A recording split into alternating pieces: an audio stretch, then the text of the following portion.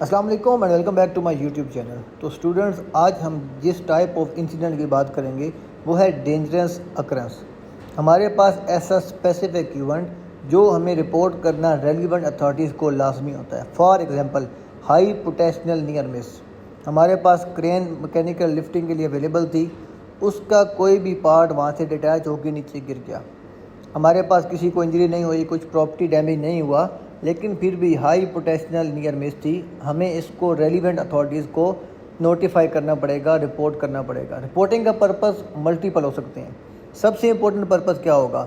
کرین کی اگر third party inspection valid تھا، کلر کوڈ سرٹیفکیٹ اویلیبل تھے، تو ہم اس جو تھرڈ پارٹی سروس پرووائڈر ہے کی فیسلٹی کو جا کے وزٹ کریں گے۔ کس پروسیس پہ وہ تھرڈ پارٹی انسپیکشن کر رہے ہیں اس کو ریویو کیا جائے گا۔